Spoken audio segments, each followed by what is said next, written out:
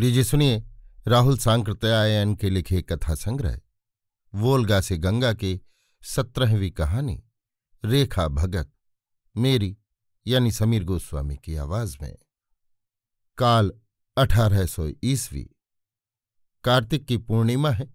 गंडक यानी नारायणी स्नान और हरिहर नाथ के दर्शन की भीड़ है। दूर दूर से ग्रामीण नर नारी बड़े यत्न से बचाए पैसे और सत्तू चावल लेकर हरिहर क्षेत्र पहुंचे हैं। बगीचे में उस वक्त कुछ बैल घोड़ों हाथियों को बंधा देखकर किसे उम्मीद हो सकती थी कि यही आगे बढ़कर संसार का सबसे बड़ा मेला बन जाएगा। गाढ़े के अंगोछे में नमकीन सत्तू को हरी मिर्चों और मूली के साथ बड़े स्वाद के साथ खाकर रेखा भगत और उनके 4 साथी एक आम के नीचे कंबल पर बैठे हुए हैं। रेखा की भैंस बिक गई है और अब भी वो अपनी टेंट में उन 20 रुपयों को जब तब देख लिया करता था। मेले के लिए मशहूर था कि जादू से रुपए निकाल लेने वाले चोर आजकल बहुत आए हुए हैं। रेखा का हाथ फिर एक बार टेंट पर गया और इत्मीनान के साथ उसने बात शुरू की। हमारी तो भैंस बिक गई। 3 महीने से मौलू भाई खूब खिला पिलाकर तैयार किया था। 20 रुपये वैसी भैंस के लिए कम दाम नहीं है, किंतु आजकल लक्ष्मी आंख से देखते देखते उड़ जाती हैं। मौला, उड़ जाती हैं और रुपए पैसे का चारों ओर निठाला है रेखा भाई। इस कंपनी के राज में कोई चीज में बरक्कत नहीं। हम मिट्टी खोदते खोदते मर जाते हैं और एक शाम भी बाल बच्चों को पेट भर खाने को नहीं मिलता। रेखा, अभी तक तो हम हाकिम की नजर बेगार अमला फैला की घूस रिश्वत में ही तबाह थे, किंतु कम से कम खेत तो हमारा था। मौला, 7 पुश्त से जंगल काटकर हमने खेत आबाद किया था। सोबरन, मौलू भाई, बघिया का खेत है ना, वहां भारी जंगल था। हमारे मूरिस घिनावन बाबा को वहीं बाघ उठा ले गया, तभी से उस जगह का नाम बघिया पड़ा। जान दे देकर हमने खेत आबाद किया था। इस बीच पतली चीट की सफेद पगड़ी को नंगे काले बदन पर संभालते भोला पंडित की ओर देखकर रेखा ने कहा, भोला पंडित, तुम तो सतयुग तक की बात जानते हो, ऐसा तो गाढ़ प्रजा पर कभी नहीं पड़ा होगा। मौला, खेत हमने बनाया, जोतते बोते हम हैं पंडित, और अब हमारे गांव के मालिक है रामपुर के मुंशी जी। भोला पंडित, अधर्म है अधर्म रेखा भगत। कंपनी ने तो रावण और कंस के जुल्म को मात कर दिया। पुराने धर्मशास्त्र में लिखा है, राजा किसान से दशांश कर ले। मौला, और पंडित, मुझे तो अचरज है, ये रामपुर के मुंशी को हमारा मालिक जमींदार क्यों बना दिया। भोला पंडित, सब उल्टा है मौलू। पहले प्रजा के ऊपर एक राजा था, किसान बस एक राजा को जानता था। वो दूर अपनी राजधानी में रहता था, उसे सिर्फ दशांश से मतलब था, सो भी जब फसल हुई तब। किंतु अब फसल हो चाहे न हो, जमींदार को अपना हाड़ चाम बेचकर, बेटी बहन बेचकर मालगुजारी चुकानी होगी। रेखा, और मालगुजारी का भी पता नहीं पंडित, साले साल बढ़ती जाती है। कोई नहीं पूछने वाला है कि क्यों ऐसा अंधेर खाता है। मुंशी सदा सुखलाल पटवारी आए थे हरिहर क्षेत्र स्नान करने और सस्ता होने पर एक गाय खरीदने, किंतु अब के साल की महंगाई को देखकर उनकी टांग ठहरा गई। उनके बदन पर एक मैली कुचैली मिर्जई और सिर पर टोपी थी। कानों पर सरकंडे की कलम अब भी टंगी थी। जान पड़ता था यहां भी उन्हें सियाहा लिखना है। मसरक के जमींदार के पटवारी होने से वो सोच रहे थे कि इस बातचीत में भाग लें या न लें, किंतु जब गांव की राजनीति छिड़ गई हो, उस वक्त कान मुंह रखने वाले आदमी के लिए चुप रहना मुश्किल हो जाता है। दूसरे दयालपुर उनके मालिक का गांव भी न था, इसीलिए भी दयालपुर के किसानों की बातचीत में हिस्सा लेने में उन्हें कोई हर्ज नहीं मालूम हुआ। मुंशी जी ने कलम को अंगुली में दबाकर घुमाते हुए कहा, पंडित, किसी पूछने वाले की बात करते हो। कौन पूछेगा? यहां तो अपनी अपनी लूट है, पर संपत्ति की लूट है, लूट सके तो लूट। कोई राजा नहीं है। नाजिम साहिब के दरबार में मेरी मौसेरी बहन का दामाद रहता है, उसको बहुत भेद मालूम है। कोई राजा नहीं, 100-200 फिरंगी डाकुओं ने जमात बांध ली है। इसी जमात को कंपनी कहते हैं। रेखा, मुंशी जी ठीक कहते हो। कंपनी बहादुर सुनते सुनते हम समझते थे कंपनी कोई राजा होगा, लेकिन असल बात आज मालूम हुई। मौला, तभी तो जिधर देखो उधर लूट मची है। कोई न्याय अन्याय की खबर लेने वाला है? क्या रामपुर के मुंशी जी की 7 पीढ़ी का भी दयालपुर से कोई वास्ता था? सोबरन, मुझे तो समझ ही में नहीं आता मौलू भाई, ये रामपुर का मुंशी कैसे हमारे गांव का मालिक बन गया? दिल्ली के बादशाह से कंपनी ने लोहा लिया। मुंशी, दिल्ली नहीं सोबरन राउत, मकसूदाबाद यानी मुर्शिदाबाद के नवाब से लोहा लिया। दिल्ली के तख्त से मकसूदाबाद ने हमारे मुल्क को छीन लिया था सोबरन राउत। सोबरन, हम लोगों को इतना याद नहीं रहता मुंशी जी, हम तो दिल्ली ही जानते थे। अच्छा, मकसूदाबाद के हाथ में भी जब राज आया तब भी तो एक ही राजा न था। हमसे जो जुटता बनता मालगुजारी चुकाते थे, लेकिन अब इसको 2 राजा कहेंगे कि क्या कहेंगे? रेखा, सोबरन भाई, 2 राज हुए ही कि नहीं? एक कंपनी का राज, दूसरे रामपुर के मुंशी जी का राज। चक्की के एक पाट में पिसने में कुछ बचने की भी आशा रहती है भोला पंडित, लेकिन 2 पाट में पड़कर बचना नहीं हो सकता, और इसे हम आंखों से देख रहे हैं। मुंशी जी तुम ही बतलाओ, हम लोग गंवार मूरख अनाड़ी हैं, तुम ही हमारे में सगेयान हो या भोला पंडित? मुंशी, रेखा भगत कहते तुम ठीक हो। जमींदार चक्की का दूसरा पाठ है, और वो राजा से किस बात में कम है? रेखा, कम काहे को बढ़कर है मुंशी जी? गांव की पंचायत को अब कोई पूछता है? रवाज है, हम लोग 5 पंच चुनकर रख देते हैं, लेकिन वो किसी काम में हाथ लगाने पाते हैं? सब जमींदार और उसके अमला फैसला करते हैं। झगड़ा हो तो मुद्दई मुद्दा ले दोनों ओर से डांड यानी जुर्माना लेते हैं। 15 वर्ष भी तो नहीं बीता सोबरन राउत, कभी मर्द औरत के झगड़े में भैंस नीलाम होते देखा था? सोबरन, अरे उस वक्त तो सब कुछ पंचायत के हाथ में था। गांव के पंच किसी घर को उजड़ने देते, वो खून तक में सुलह सराकत करा देते थे। रेखा भगत, और बांध खाड़ नहीं देख रहे हो? मालूम होता है उनका कोई गर गुसैया नहीं है। जो पंचायत चलती रहती तो क्या कभी ऐसा होता? रेखा, नहीं होता सोबरन राउत। अपने बाल बच्चे के मुंह में जाब कौन लगाता? पानी बेशी बरसे तो अब खांड साफ करके नहीं रखी है कि बेशी पानी निकल जाए।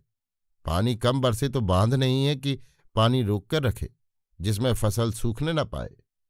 मुंशी, पंचायत में आग लगाकर कंपनी ने ये काम जमींदार को सौंप दिया।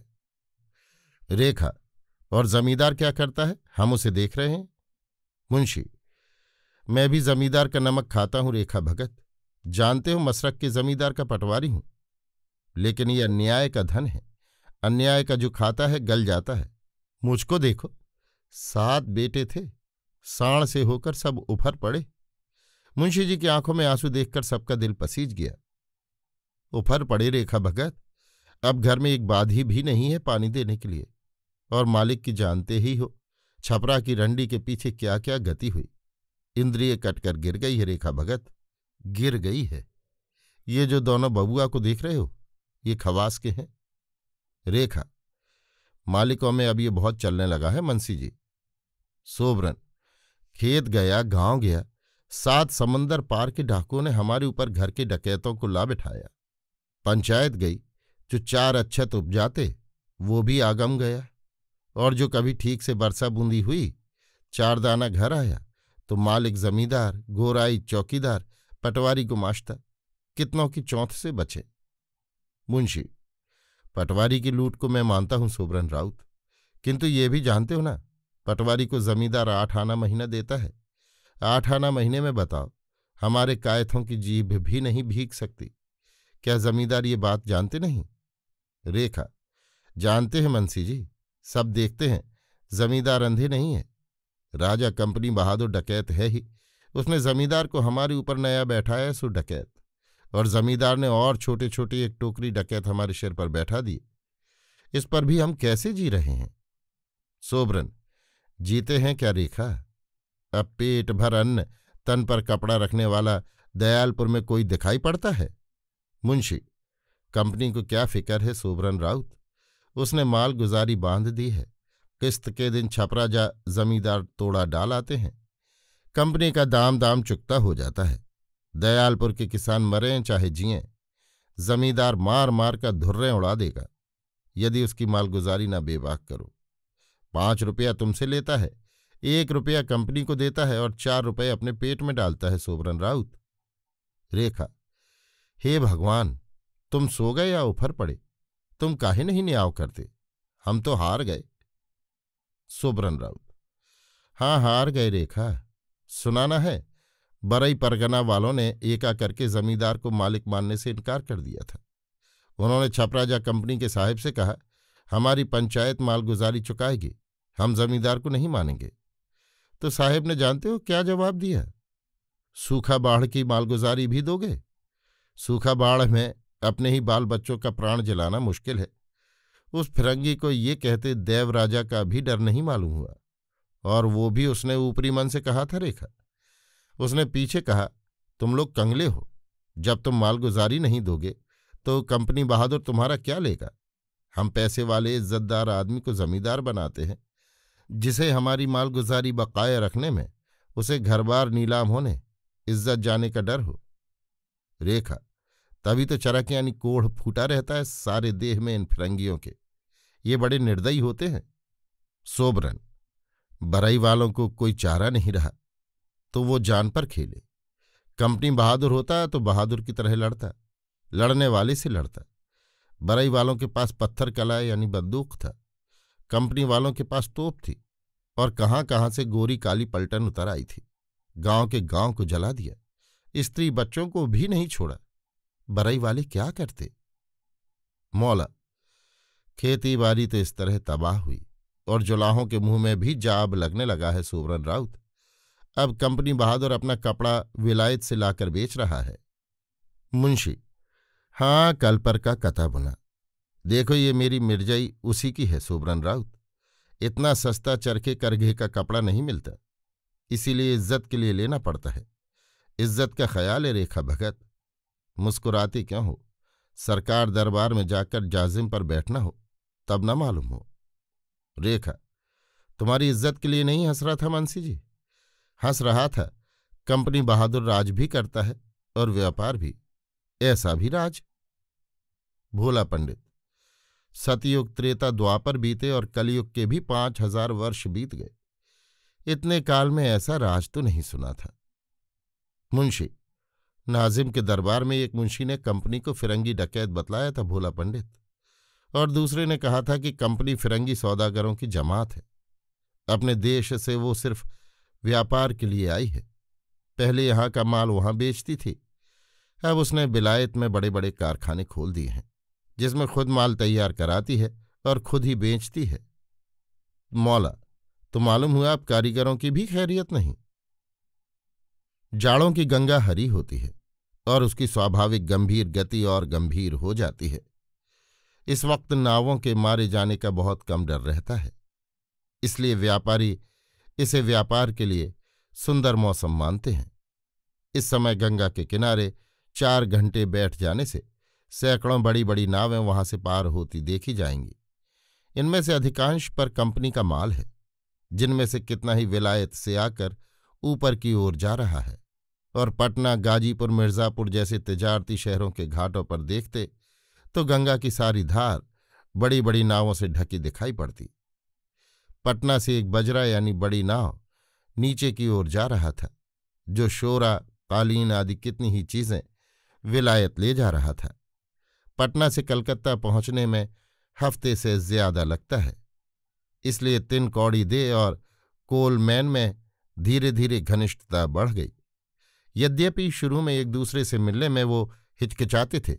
3 कौड़ी दे के लिए नकली जुल्फी चोटी यानी विग, पांव में सटे सुत्थन, घुंडी के फीतों में टके बटन, काले कोट के साथ चरका यानी सफेद मुंह, बड़े रोब और भय की चीज थी। किंतु बात का प्रारंभ कोलमैन ही ने किया, इसलिए धीरे धीरे 3 कौड़ी की हिम्मत बढ़ चली। वार्तालाप में 3 कौड़ी को मालूम हुआ कि कोलमैन कंपनी के साहिबों से जला भुना है, और गवर्नर से लेकर कंपनी के छोटे बड़े एजेंट तक पर भी प्रहार करने में उसको कोई हिचकिचाहट नहीं है। तिनकौड़ी भी कंपनी के नौकरों से खार खाए हुए था। 20 साल तक उसने कंपनी के बड़े बड़े दफ्तरों में किरानी यानी क्लर्क का काम किया। वो गरीब घर में पैदा हुआ था, किंतु उन आदमियों में था जिनका लोभ परिमित और आत्मसम्मान के अधीन होता है। तिनकौड़ी ने जिंदगी भर के खाने के लिए कमा लिया था। किसी पुराने एजेंट की कृपा से लूट के वक्त उसे 24 परगना जिला में 4 गांवों की जमींदारी मिल गई थी, जिसकी आमदनी के देखने से मालगुजारी बहुत कम थी। ये साहिब की मेहरबानी थी, किंतु उस मेहरबानी के प्राप्त करने के लिए तिनकौड़ी ने ऐसा काम किया था जिसका पाप तिनकौड़ी समझता था जन्म जन्मांतर में भी नहीं छूटेगा। उसने साहिब को खुश करने के लिए गांव की एक सुंदर तरुण ब्राह्मणी को उसके पास पहुंचाया था। साहिब लोग उस वक्त बहुत कम अपनी मेमों को लाते थे, क्योंकि 6 महीने के खतरों से भरी समुद्र यात्रा करना आसान न था। तिनकौड़ी की उम्र 45 वर्ष की थी। उसका काला गठीला बदन बहुत स्वस्थ था, किंतु वो रोज सवेरे उठकर दर्पण में मुंह देखता और हाथ की अंगुलियों को निहारता। वो किसी दिन भी कोढ़ फूटने की प्रतीक्षा कर रहा था। ब्राह्मणी के सतीत्व भंग का दंड उसके विचार में यही होने वाला था। साहिबों की झिड़कियों, गालियों, ठोकरों को सहते सहते वो तंग आ गया था। इसलिए अभी नौकरी करने की उम्र होने पर भी घर भर के मर जाने से नौकरी से इस्तीफा दे गांव को लौट रहा था। 20 वर्ष तक चुपचाप बर्दाश्त किए अपमान की आग उसके दिल में भभक रही थी। जब उसने कोलमैन को अपने से भी ज्यादा कंपनी और उसके कर्मचारियों का शत्रु देखा तो धीरे धीरे दोनों खुलकर बातें करने लगे। कोलमैन एक दिन कह रहा था, ईस्ट इंडिया कंपनी व्यापार के लिए बनाई गई थी, किंतु पीछे इसने लोगों को लूटना शुरू किया। देखते नहीं, जितने साहेब यहां आते हैं जल्दी से जल्दी लखपति बनकर देश लौट जाना चाहते हैं।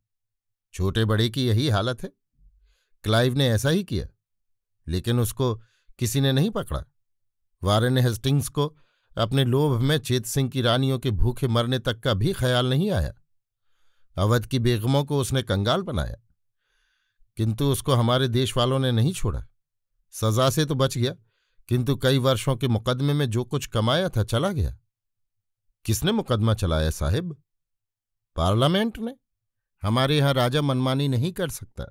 मनमानी करने के लिए एक राजा की गर्दन को हम कुल्हाड़े से काट चुके हैं, और वो कुल्हाड़ा अब भी रखा हुआ है। पार्लियामेंट पंचायत है दे, जिसके अधिकांश लोगों को देश के धनी मानी लोग चुनते हैं, और कुछ कुछ बड़े जमींदार खानदान के कारण उसमें लिए जाते हैं।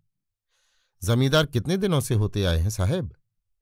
हमारे यहाँ की देखा देखी हिंदुस्तान में जमींदारी कायम हुई है दे।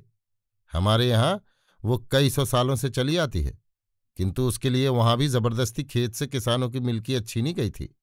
जमींदारी कायम करने वाले गवर्नर का नाम जानते हो? हाँ, कॉर्नवालिस। हाँ, विलायत में वो 1 नंबर का कसाई जमींदार है। उसने यहां आकर देखा, जब तक किसान खेतों के मालिक रहेंगे तब तक सूखा बाढ़ के कारण अथवा ज्यादा झड़ी होने के कारण मालगुजारी ठीक से वसूल नहीं हो सकेगी। उसने ये भी सोचा कि 7 समुंदर पार के अंग्रेजों को बेगाने मुल्क में दोस्त भी पैदा करना चाहिए, और ऐसा दोस्त जिसका स्वार्थ अंग्रेजों के स्वार्थ से बंधा हो। जमींदार अंग्रेजों की सृष्टि है। किसान के विद्रोह से अंग्रेजों के राज्य को जिस तरह का खतरा है, उसी तरह जमींदारों को अपनी जमींदारी, अपनी संपत्ति और अपनी इज्जत जाने का खतरा है। इसलिए यदि छोटे छोटे किसानों को मालिक न मानकर बड़े बड़े 25-50 गांवों का एक मालिक जमींदार बना दिया जाए तो वो हमारी विपद संपद दोनों में काम आएंगे। इस तरह विलायत के इस कसाई जमींदार ने हिंद के किसानों की गर्दन को रेत दिया, इसमें शक नहीं। तिनकौड़ी को अपनी जमींदारी के किसान याद आ रहे थे। जागीरदारों के जुल्म के मारे सारी दुनिया के लोग तबाह हैं, लेकिन इनके दिन भी इन्हें गिने हैं दे। कैसे साहब? फ्रांस के राजा रानी को कुछ ही वर्ष पहले प्रजा ने जान से मार डाला, और उस क्रोधाग्नि में कितने ही जागीरदार जमींदार भी जलकर खाक हो गए। जमींदारी प्रथा उठा दी गई। लोगों ने मनुष्य मात्र के लिए स्वतंत्रता, समानता, भ्रातृभाव का सिद्धांत घोषित किया। मैं फ्रांस में था उस वक्त दे, और फ्रांस के राजा के महलों पर फ्रांसीसी प्रजातंत्र का तिरंगा झंडा फहराते मैंने खुद देखा है। इंग्लैंड के राजा, जमींदार, जागीरदार आजकल थरथर कांप रहे हैं। और इंग्लैंड में भी फ्रांस वाली बात हुई होती, किंतु एक और बात ने उन्हें बचा दिया। मुझे इसका अफसोस है दे। किस बात ने साहब? देखते नहीं हो विलायती कारखानों का कितना माल हिंदुस्तान की बाजारों में पट रहा है। तुम्हारे यहाँ के जुलाहे सुतकत्तिनें बेकार हो रही हैं, और हमारे यहाँ के सेठों ने अपने कारखाने खोलकर उनमें जमींदारों के अत्याचार से भूखों मरते लोगों को काम दिया। उन्हीं का बनाया माल यहाँ पहुंच रहा है। अभी तक हमारे यहाँ कल हाथ से चलती थी, किंतु अब भाप के इंजन बन रहे हैं, जिनसे चलने वाले करघों के कपड़े और सस्ते होते हैं। अपने यहाँ के कारीगरों को चौपट समझो, चौपट। हमारे यहाँ के कारीगर भी चौपट हो गए हैं, किंतु अब उन्हें इन कारखानों में मजूरी करके पेट पालने भर को कुछ मिल जाता है। यदि ये कारखाने न खुले होते तो फ्रांस की दशा ही हमारे यहाँ भी हुई होती। आदमी को आदमी की तरह रहना चाहिए दे। दूसरे आदमी को जो पशु मानता है, उसे स्वयं और उसके बाल बच्चों को भी पशु बनना पड़ता है। ये ठीक कहा साहिब। मैं अपने दास और नौकर को आदमी नहीं समझता रहा, किंतु जब वैसा ही बर्ताव साहिब लोग मुझसे करते तो मुझे पता लगता है कि आदमी के लिए अपमान कितनी कड़वी चीज है। दास्ता के रवाज को उठाने के लिए विलायत में बड़ा जोर दिया जा रहा है। विलायत में भी दास्ता मानी जाती है। सारी दुनिया में अभागे नर नारियों की खरीद बेच चल रही है, किंतु मुझे आशा है विलायत में जल्द ही उनके खिलाफ कानून बन जाएगा। फिर दासों के मालिक धनी लोग क्या करेंगे? धनी लोग तो नहीं चाहते, और हमारी पार्लियामेंट पर धनिकों का ही प्रभुत्व है, किंतु अब उनमें भी कुछ इसे बुरा मानते हैं। आखिर आदमी की खरीद बेच कितनी बुरी चीज है दे, तुम खुद ही समझ सकते हो। किंतु कितने ही आदमी पाप पुण्य के ख्याल से दास्ता उठाने के पक्षपाती नहीं हैं, बल्कि आजकल कारखानों में लोहे की कलें काम करती हैं। उनका दाम ज्यादा होता है, दास उनकी परवाह नहीं करेंगे। देखते ना हो, बारीक काम दासों को नहीं दिया जाता। जिसकी जिंदगी मौत से तुम रात दिन खेल किया करते हो, वो तो मौका मिलते ही तुम्हारा भारी नुकसान करके बदला लेना चाहेगा। माँ और बछिया को अलग कर बेचने की तरह जब मैं किसी दासी को अपने बच्चों से अलग कर बिकते देखता हूं तो मुझे ये बहुत असह्य मालूम होता है। जिसे असह्य ना मालूम हो वो आदमी नहीं है दे। मैं सोच रहा था, फ्रांस में बिना राजा का राज, क्या कहते हैं उसे साहिब? प्रजातंत्र। प्रजातंत्र क्या राजतंत्र से अच्छा होता है? प्रजातंत्र सबसे अच्छा राज्य है दे। शाहों, शाहजादों, बेगमों और शाहजादियों के ऊपर देश की कमाई का भारी भाग खर्च हो जाता है। पंचायती राज्य को राजा से ज्यादा न्याय, ज्यादा पक्षपातहीनता और सहानुभूति रहेगी। हाँ, मैंने पहले अपने गांव के पंचायती कारोबार को देखा था। उसमें सचमुच ज्यादा न्याय होता था और खर्च में आदमी उजड़ भी नहीं जाता था। किंतु जब से कॉर्नवालिस के जमींदारों ने आकर पंचायत को दबा दिया, तब से लोग तबाह हैं। ये ठीक है दे, किंतु फ्रांस की जनता का उद्देश्य प्रजातंत्र से भी ऊपर था। वो मनुष्य मात्र की समानता, स्वतंत्रता, भ्रातृभाव का राज्य स्थापित करना चाहती थी। हमारे देश के लिए भी। तुम मनुष्य हो कि नहीं? साहबों की नजर में तो हम मनुष्य नहीं जचते। जब तक समानता, स्वतंत्रता, भ्रातृभाव का शासन सारी पृथ्वी पर गोरे काले सारे मनुष्यों में नहीं कायम होता, तब तक मनुष्य मनुष्य नहीं हो सकता दे। कसाई कॉर्नवालिस अपने गोरे किसानों को मनुष्य नहीं मानता। फ्रांस में राजा जमींदार तो गए, किंतु फिर बनियों ने, ईस्ट इंडिया कंपनी के भाई बंधों ने राज्य संभाल लिया, जिससे समानता, स्वतंत्रता, भ्रातृभाव का असली तिरंगा झंडा वहां नहीं फहरा सका। तो फ्रांस में राजा बाबुओं की जगह सेठों का राज्य हो गया। हाँ, और इंग्लैंड के सेठ भी हल्ला कर रहे हैं कि जब हम 7 समुंदर पार हिंदुस्तान का राज्य चला सकते हैं तो इंग्लैंड में क्यों नहीं कर सकते। इसलिए वो राज्य शक्ति को अपने हाथ में लेना चाहते हैं, यद्यपि राजा को हटाकर नहीं। राजा के हाथ में, आपने कहा, इंग्लैंड में शासन की बागडोर है ही नहीं। हाँ, और मैंने इन गोरे बनियों की करतूतें यहां देखी। मुझे देश देखने की इच्छा थी। सुभीता देख मैंने कंपनी की नौकरी कर ली। नौकरी ना करता तो बनिए मुझ पर संदेह करते और फिर मेरा पर्यटन मुश्किल हो जाता। इसीलिए 2 साल तक मैं कंपनी की नौकरी रूपी नर्क में रहा। भले मानुष के लिए नर्क है साहिब। वहां वही निर्वाह कर सकते हैं जो सब पाप कमा, सारा अपमान सह, धन जमा करने के लिए तुले हुए हैं। कार्नवालिस के किसी अनुचर की कृपा से पाप की कमाई मुझे 4 गांवों की जमींदारी मिली है, किंतु मुझे फल मिल चुका। बीबी बच्चे सब हैजे में मर गए। उस जमींदारी के नाम से दिल कांपता है। मैं भी आपकी राय से सहमत हूं। समानता, स्वतंत्रता, भ्रातृभाव के राज्य से ही पृथ्वी स्वर्ग हो सकती है, मनुष्य अपमान से बच सकता है। लेकिन ये सहमत होने या चाहने से नहीं होगा दे। इसके लिए फ्रांस की भांति हजारों को बलिदान होना होगा, और चुपचाप बलिदान होने से भी काम नहीं चलेगा। बलिदान तो हिंदुस्तानी सिपाही लाखों की संख्या में अंग्रेजों के लिए भी होते रहे हैं। अब बलिदान अपने लिए होना होगा, और जानते सुनते। जानते सुनते? जानते सुनते का मतलब है हिंदुस्तानियों को दुनिया का ज्ञान होना चाहिए। साइंस मनुष्य के हाथ में भारी शक्ति दे रहा है। इसी साइंस के ज्ञान से आदमी ने बारूद और बंदूक बना अपने को सबल किया। यही साइंस तुम्हारे नगरों को बर्बाद कर इंग्लैंड में नए कल कारखानों और नए शहरों को आबाद कर रहा है। उसी साइंस की शरण में तुम्हें भी जाना होगा। और हिंदुस्तान की छुआछूत, जात पात, हिंदू मुस्लिम का अंतर मिटाना होगा। देखते हो, हम किसी के हाथ का खाने में छूत छात का ख्याल रखते हैं? नहीं। अंग्रेज के भीतर धनी गरीब के सिवा और छोटी बड़ी जात पात का कुछ ख्याल है? नहीं। और सती बंद करना होगा। लाखों औरतों को हर साल आग में जलाना, इसे क्या तुम समझते हो भगवान क्षमा कर देंगे? कोलमैन और तिनकोड़ी दे जब कलकत्ता में अलग होने लगे तो उन्हें एक दूसरे से बिछुड़ने का अफसोस हो रहा था। कोलमैन ने आखिर में कहा था, मित्र, हम 19वीं सदी में दाखिल हो गए हैं। दुनिया में उथल पुथल हो रही है। हमें उस उथल पुथल में भाग लेना चाहिए, और इसके लिए पहला काम है छापाखाना और समाचार पत्र कायम कर जनता को विस्तृत दुनिया के हलचल का ज्ञान कराना। अब की साल वर्षा नहीं हुई। जेठ के सूखे ताल वैसे ही सूखे रह गए। भदई, धान, रबी एक छटांक भी नहीं हुई। घर के घर मर गए या उजड़कर भाग गए। धुरदेह का लंबा झील जब सूखा तो 25 कोस के लोग उसके सूखे पेट में पड़े दिखाई पड़ते थे। वो लोग कमल की जड़ भसीड़ खोदने के लिए आए थे, और कितनी ही बार उसके लिए आपस में झगड़ा हो जाता था।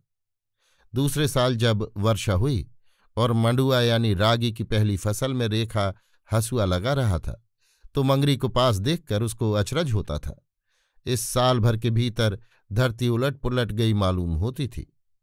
घर घर में अधिकांश लोग मर गए थे। घर घर के लोग तितर बितर हो गए थे। रेखा को अचरज इसलिए हो रहा था कि कैसे वे दोनों प्राणी प्राण शरीर को इकट्ठा रखते, अपने भी इकट्ठा रहे। रेखा इसके लिए धुरदेह का बहुत कृतज्ञ था।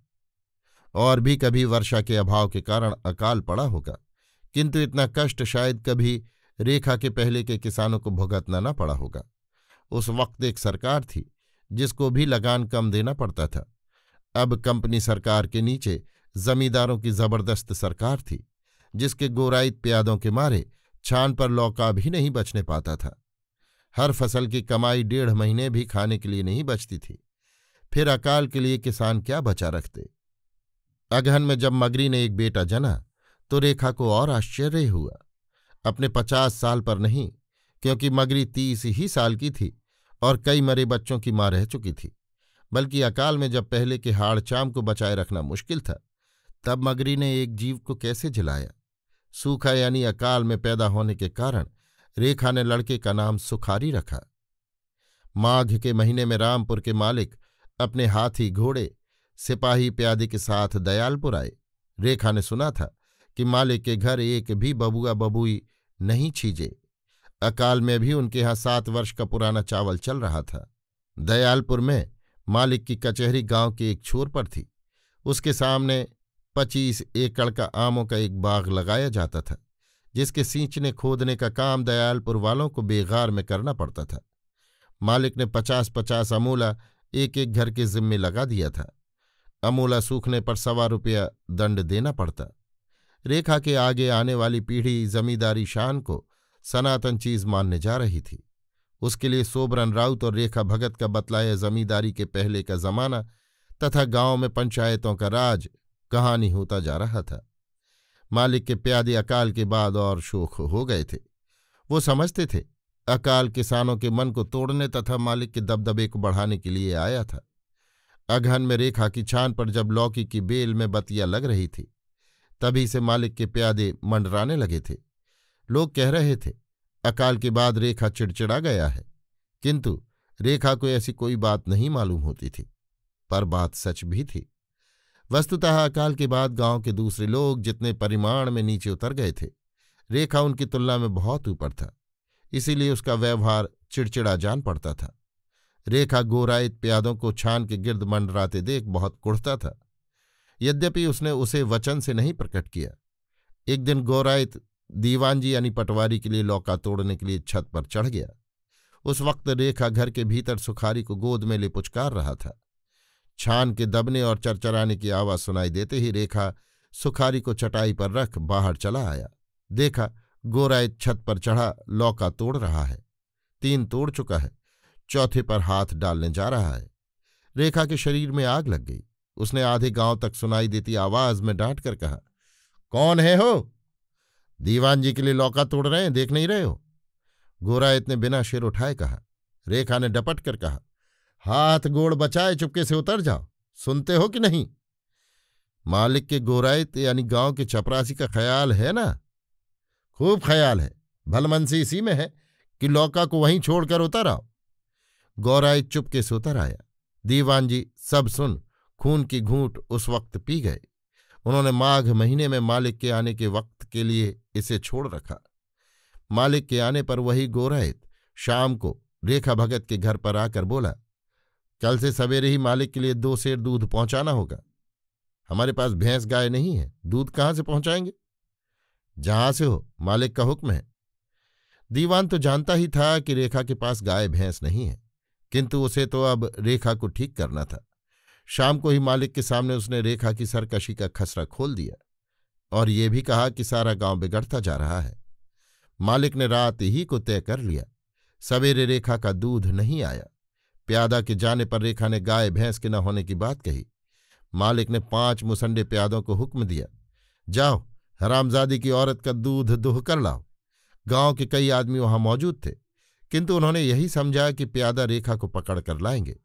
रेखा को बिना कुछ कहने सुनने का मौका दिए प्यादों ने पकड़कर मुश्क बांध ली। फिर 2 घर में घुस मंगरी को पकड़ लाए। बेबस रेखा खून भरी आंखों से देख रहा था, जबकि उन्होंने चिल्लाती हुई मंगरी के स्तन को पकड़कर गिलास में सचमुच कई धार दूध की मारी। प्यादे रेखा को वैसे ही बंधा छोड़ चले गए। मंगरी शर्म के मारे वहीं मुंह छिपाए बैठी रही। रेखा ने भूली हुई जबान को कुछ देर में पाकर कहा, मंगरी मत लजा, आज हमारे गांव की पंचायत जिंदा रही होती तो बादशाह भी ऐसा नहीं कर सकता था, किंतु इस बेइज्जती का मजा चखाऊंगा। यदि असल अहीर के बूंद का हुआ तो दीवान और रामपुर के मुंशी के कुल में कोई रोने वाला भी नहीं रहेगा। इस अपमान का न्याय यही मेरे हाथ करेंगे। मंगरी आ, मेरे हाथों को छुड़ा। मंगरी ने सावन भादों बनी आंखों के साथ ही रेखा की मुश्कों को खोल दिया। उसने भीतर जा सुखारी को गोद में लेकर उसके मुंह को चूमा। फिर मंगरी से कहा, इस घर से जो निकालना हो निकाल कर तुरंत नहर चली जा, मैं इस घर में आग लगा रहा हूं। मंगरी रेखा की आवाज को पहचानती थी। उसने बच्चे और 2-3 कपड़ों को लिया, फिर रेखा के पैरों पर पड़ गई। रेखा ने स्वर को अत्यंत कोमल करके कहा, तेरी इज्जत नहीं, गांव भर की इज्जत का बदला लेना होगा। जा और सुखारी को बतलाना कि उसका बाप कैसा था। देर न कर, मैं चला बोरसी से आग निकालने। मंगरी दूर जा तब तक घर को देखती रही जब तक कि उसकी छान से ज्वाला नहीं निकलने लगी। लोग गांव के छोर पर अवस्थित रेखा के घर की ओर दौड़े और रेखा नंगी तलवार लिए जमींदार की कचहरी की ओर। काल को देख प्यादे गोराइत भाग चले। रेखा ने मालिक और दीवान को मारते वक्त कहा, तुम्हारे पीछे रोने वाला नहीं छोड़ूंगा पापियों। रेखा ने अपने वचन को सच किया और प्रतिज्ञा से और भी बड़े पैमाने पर कसाई कार्नवालिस ने कितने ही रेखा पैदा किए। अभी आप सुन रहे थे राहुल सांकृत्यायन के लिखे कथा संग्रह वोल्गा से गंगा की 17वीं कहानी रेखा भगत, मेरी यानी समीर गोस्वामी की आवाज में।